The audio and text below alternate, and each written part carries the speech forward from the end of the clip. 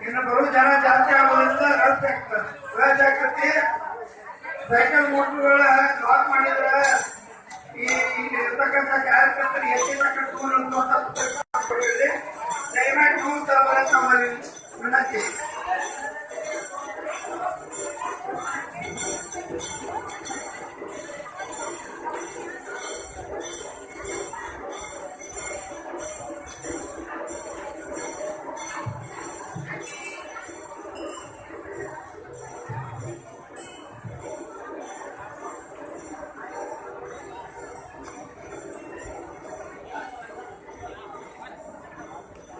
ನಮಸ್ಕಾರ ಇವ್ರ ಕಾರ್ಯಕ್ರಮ ಇತ್ತಲ್ಲ ಇವ್ರದ್ದು ಹಾಂ ಬಂದಿರ್ಲಿ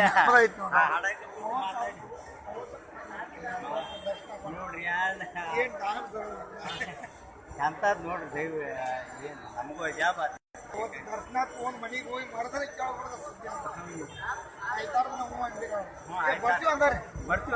ಬರ್ತೀವಿ ಅಂದಾರೆ ಹೆಂಗ್ ಬರ್ತಾರೆ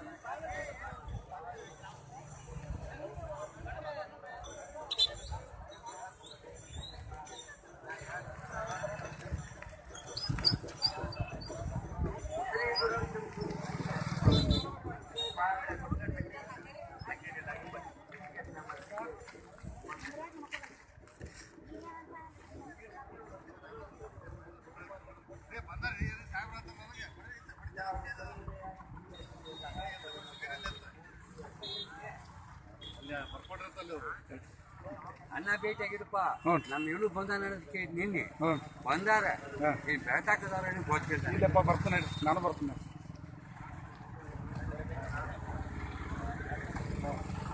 ನೈಟ್ರಿ ಭಾಳ ನೈಟ್ ನೋಡ್ರಿ ಈಗ ಭಾಳ ತತ್ರ ಬಂದ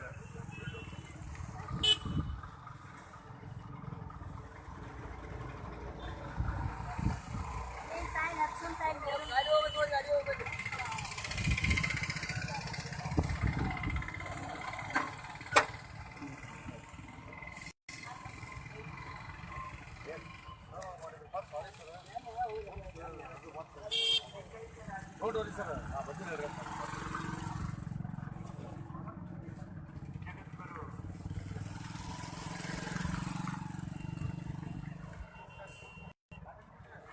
ಮಲ್ಲಿಕಾರ್ಜುನ ಶಿವಾಚಾರ್ಯ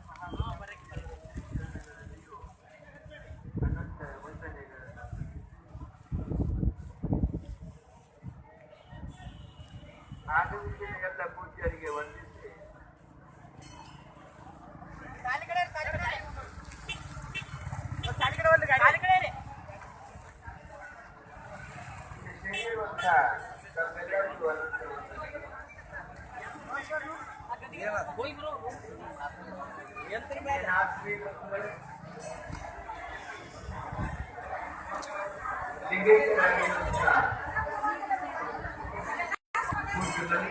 ಮಹಾಸ್ವಾಮೀಜಿಯವರ ದರ್ಶನಕ್ಕೆ ನಾವು ಬರ್ತೀವಿ, ನಾವು ಕೂಡ ಬಂದಿದ್ದೀವಿ.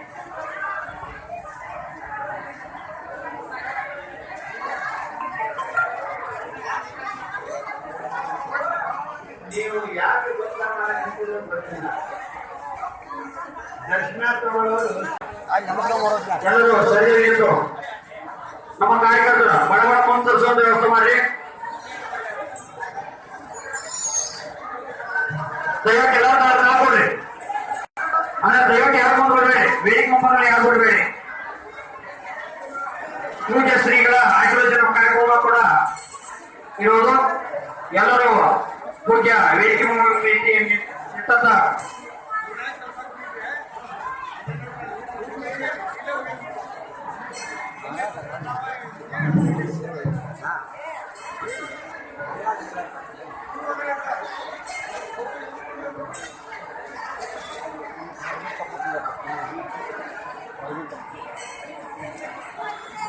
ಈಗಾಗಲೇ ವೇದಿಕೆ ಮೇಲೆ ಹಾಕಿದ್ರಾಗಿರ್ತ ಅಕ್ಕಲಕೋಟೆ ಸೇರಿದ ಎಲ್ಲರನ್ನು ಉದ್ದೇಶಿಸಿ ಆಶೀರ್ವಚನ ನೀಡಲಿದ್ದಾರೆ. ಎಲ್ಲರೂ ಶಾಂತಿಯಿಂದ ಕುಳಿತುಕೊಂಡು ಆಶೀರ್ವಾದಗಳನ್ನ ಪಡೆದುಕೊಳ್ಳಬೇಕು. ದಯವಿಟ್ಟು ಯಾರು ವೇದಿಕೆ ಮೇಲೆ ಯಾರು ಕೂರಿ, ದಯವಿಟ್ಟು ಆಶೀರ್ವಾದ ತಗೋರಿ, ದಾನಿ ಮಾಡಬೇಡಿ, ಮುಕ್ಕು ಸರಿ.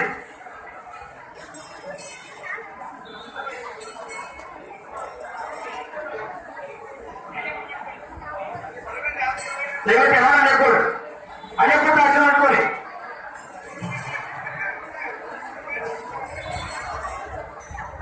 ದಯವಿಟ್ಟು ಅಲ್ಲೇ ಕೊಡಿ, ದಯವಿಟ್ಟು ಇಡ ಯಾರು ಬರ್ಬೇಡ ಅಣ್ಣ.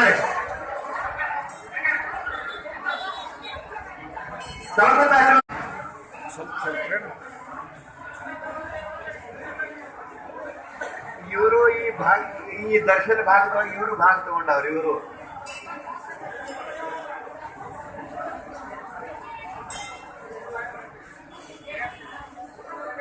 ಮತ್ತೆ ಇದು ಮುಂದೆ ದೊಡ್ಡ ಸೇರಿದ್ರೆ ನೀವು ಬಹಳ ಒಳ್ಳೆ ಜನ.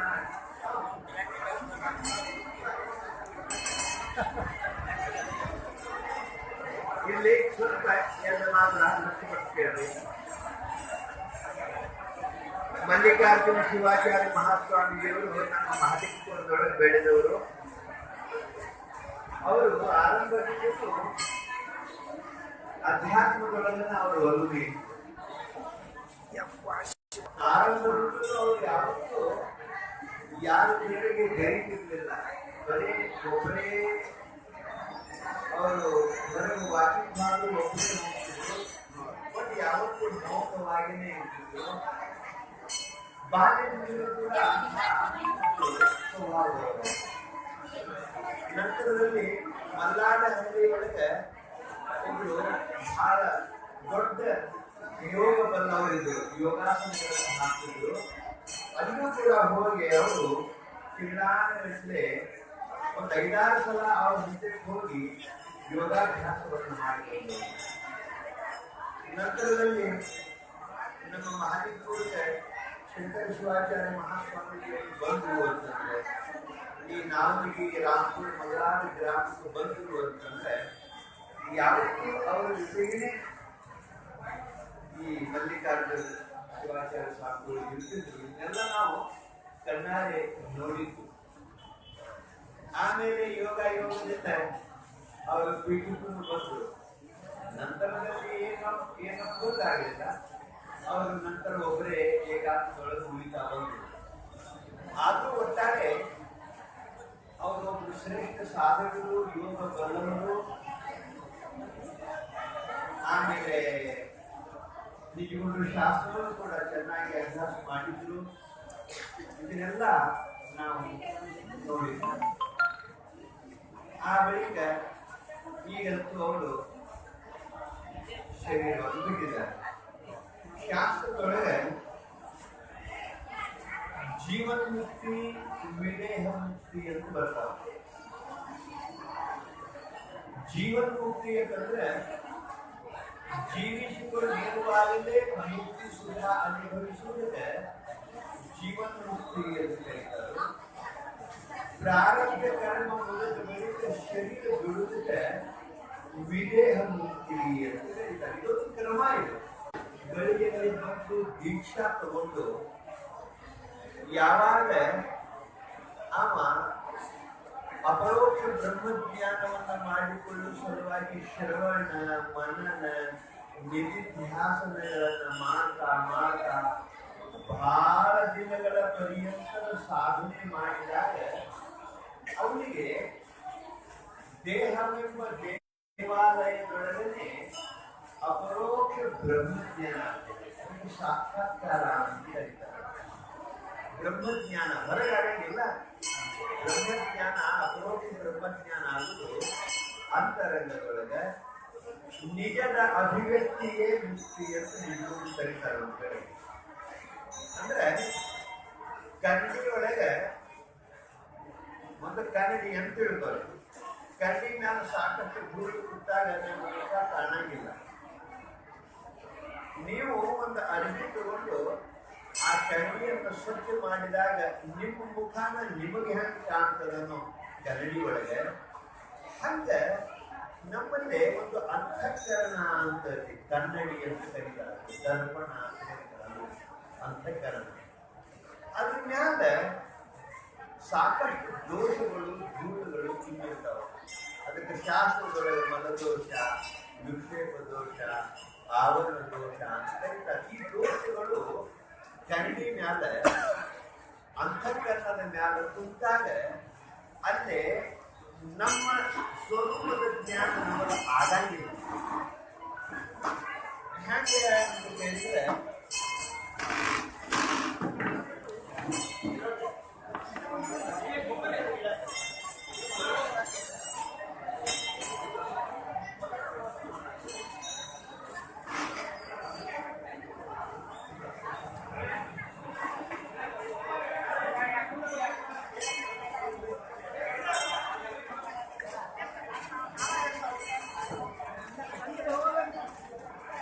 ಈಗ ಕೈಯಾಗ ದಂಡೆ ಹಿಡ್ಕೊಂಡು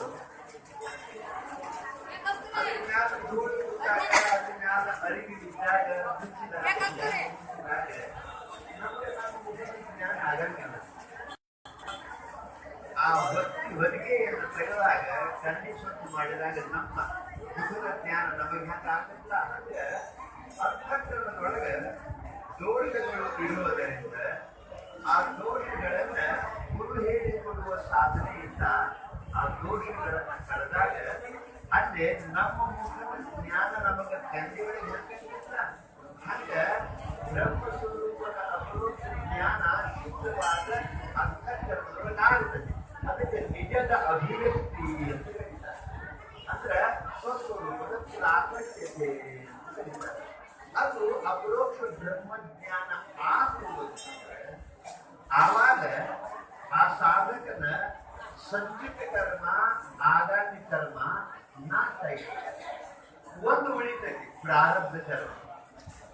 ಪ್ರಾರಬ್ಧ ಕರ್ಮ ಯಾಕೆ ಉಳಿತೈತಿ ಅಂತ ಹೇಳಿದ್ರೆ ಈ ಶರೀರ ಹುಟ್ಟೋಕ್ಕಿಂತ ಮೊದಲು ಈಶ್ವರ ನೀವು ಇಷ್ಟು ದಿವಸ ಇರಬೇಕು, ಇಷ್ಟು ದಿವಸ ಸುಖ ದುಃಖ ಅನುಭವಿಸಬೇಕು, ಇಂಥ ಘಟನೆಗಳು ನಡಿಬೇಕು ಅನ್ನೋದು ಒಂದು ಪ್ರಾರಬ್ಧ ಕರ್ಮಕ್ಕೆ ಅನುಸಾರವಾಗಿ ನಿರ್ಣಯ ಆಗಿತ್ತು. ಜ್ಞಾನಿದು ಆಗಿರ್ತೈತಿ, ಅಜ್ಞಾನಿದು ಆಗಿರ್ತೈತಿ. ತಾಯಿ ಗರ್ಭದ ಬರೋಕ್ಕಿಂತ ಮೊದಲ ಪ್ರಾರಬ್ಧದ ಒಂದು ಕಲಾಟೆ ಮಾಡೋದಿಲ್ಲ 5 ಮಾಸ ಅಲ್ಲಿ ಗಣಪತಿ ತಾಯಿ ಗರ್ಭದ ಬರೋಕ್ಕಿಂತ ಮೊದಲ ನಾವು ಮಾಡಿದ ಮೊದಲಿನ ಆ ಕರ್ಮಕ್ಕೆ ಅನುಸಾರವಾಗಿ 5 ಮಾತಿನ ಚಂದ ಅದರ ಸಾಕಷ್ಟು ಪಂಚೈತಾನಿ ಸೃಜ್ಯಂತೆ ಗರ್ಭಸ್ಥೈವ ದೇಹಿನಃ. ಇರಪ್ಪ ಅಂದ್ರೆ 5 ಮಾತಿನ ಠರಾವ ಆಗಿರ್ತೈತಿ ಜೀವಾತ್ಮ ತಾಯಿ ಗರ್ಭಕ್ಕೆ ಬರೋಕ್ಕಿಂತ ಮೊದಲು. ಅವು 5 ಮಾತು ಯಾವ್ಯಾವ್ದು ಅಂತ ಕೇಳಿದ್ರೆ ಆಯು ಕರ್ಮಚ ವಿತ್ತಮಚ ವಿದ್ಯಾ ನಿಧನಮ ಏವಚ. ಅಂದ್ರೆ ಇವನ ಆಯುಷ್ಯ ಎಷ್ಟು ಅನ್ನೋದು ನಿರ್ಣಯ ಆಗಿರ್ತದೆ. ಆ ಬಳಿಕ ಇವನ ಕಾಯಕ ಯಾವುದು ಅನ್ನೋದು ನಿರ್ಣಯ ಆಗಿರ್ತದೆ. ಆ ಬಳಿಕ ಇವ ಎಷ್ಟು ಸಂಪತ್ತನ್ನ ಸಂಪಾದನೆ ಮಾಡಬೇಕು ಅನ್ನೋದು ಮತ್ತೆ ಮಾಡಿದ್ರೊಳಗೆ ಇವು ಎಷ್ಟು ಉಣಬೇಕು ಅನ್ನೋದು ಆಗಿರ್ತದೆ. ಆ ಬಳಿಕ ಎಷ್ಟು ವಿದ್ಯಾ ಸಂಪಾದನೆ ಮಾಡಬೇಕನ್ನೋದು 4ನೇದಾಗಿರ್ತದೆ. 5ನೇದು ಯಾವಾಗ ಇವನ ಶರೀರ ಹೋಗಬೇಕು, ಮರಣ ಆಗಬೇಕು ಅನ್ನೋದು ನಿರ್ಣಯ ಆಗಿರ್ತದೆ. ಹಂಗ ಯಾವಾಗ ಗುರು ಹೇಳಿಕೊಟ್ಟ ಸಾಧನೆಯಿಂದ ಶ್ರವಣ ಮನನ ನಿಧಿಧ್ಯಾಸನ ಮಾಡ್ಕೊಂತ ಬಂದಾಗ ಅಪರೋಕ್ಷ ಬ್ರಹ್ಮಜ್ಞಾನ ಯಾವಾಗ ಆಗ್ತಿಲ್ಲ ಆವಾಗ ಸಂಚಿತ ಕರ್ಮ ಮತ್ತು ಆಗಾಮಿ ಕರ್ಮ ನಾಶ ಆಗಿ ಒಂದೇ ಒಂದು ಪ್ರಾರಬ್ಧ ಕರ್ಮ ಉಳಿದಿರ್ತದೆ. ಯಾಕೆ ಉಳಿದಿರ್ತದೆ? ತಾಯಿ ಗರ್ಭಕ್ಕೆ ಬರೋಕ್ಕಿಂತ ಮೊದಲ ಇವು ಇಷ್ಟು ಉಣಬೇಕು ಅನ್ನೋದು ಈಶ್ವರ ನಿರ್ಣಯ ಮಾಡಿರ್ತಾನೆ, ಅದಕ್ಕೆ ಉಳಿದಿರ್ತದೆ.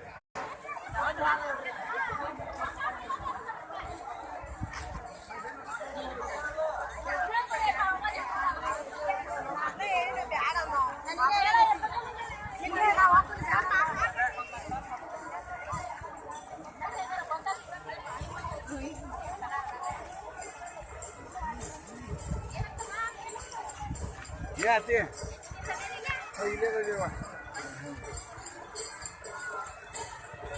ಮುಗಿತ್ ನೋಡವ ನಮ್ಮ ಗುರುಗಳು. ಈಗ ಸ್ವಾಮಿ ಮಗ ಈ ಸ್ವಾಮಿಗಳು ಮಾಡಿದ್ರಲ್ಲ, ಮಾಡಿದ್ ಭಾಳ ಮರ ಮಾಡಿರ್ತಿದ್ರು. ನಮ್ಮ ವಿರೋಧ ಮ್ಯಾಲೆ ಯಾಕೆ ಮಾಡ್ರಿ ಇಲ್ಲಿ ಅದ ಮರಗನ ಒಟ್ಟು ಅವ್ರಿಗೆ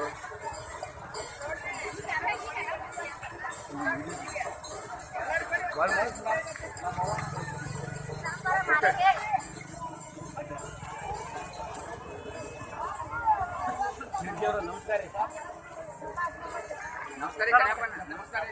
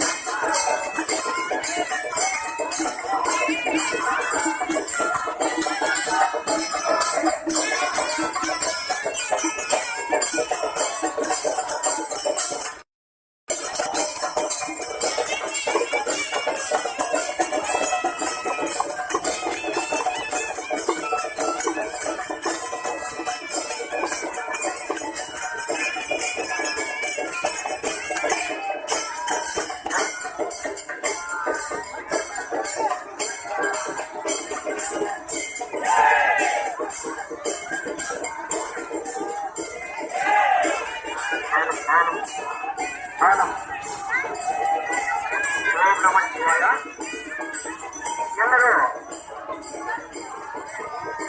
ರಸ್ತೆ ಮುಂಭಾಗದಲ್ಲಿ ಬರಬೇಕು. ಯಾರು ಇಂಥ ಕೈ ಮುಂದರಿ ಎಲ್ಲರೂ ಓಂ ನಮ ಶಿವಾಯನ ನಮಸ್ಕಾರ ಮಾಡ್ಕೋತಾ ಪ್ರಮುಖ ವಿಧಿಗಳಲ್ಲಿ ಪೂಜ್ಯ ಶ್ರೀ ಮಧ್ಯಗರು ಶ್ರೀ ಮಲ್ಲಿಕಾರ್ಜುನ ಮಹಾಸ್ವಾಮಿಗಳ ಕಾರ್ಯಕ್ರಮ ಈಗ ತಾನೇ ನಡೆಯುತ್ತಾ ಇದೆ. ಸಕಲ ಸಂತರವರು ಮುಂಭಾಗದಲ್ಲಿ ಸಾವಧಾನವಾಗಿ ಓಂ ನಮ ಶಿವಾಯ ನಾಮಸ್ಮರಣೆಯೊಂದಿಗೆ ಸ್ವಾಗತ ಮಾಡಿ ಕೇಳ್ಕೊತಾ ಇದ್ದೇವೆ. ಎಲ್ಲರಿಗೂ ಹೋಗುವಂತ ಒಂದು ಸಾವಿರ ಗಾಡಿಗೆ ಹೋಗುವಂತ ಸಾವಿರ ವ್ಯವಸ್ಥೆ ಮಾಡ್ಕೊಡಿ.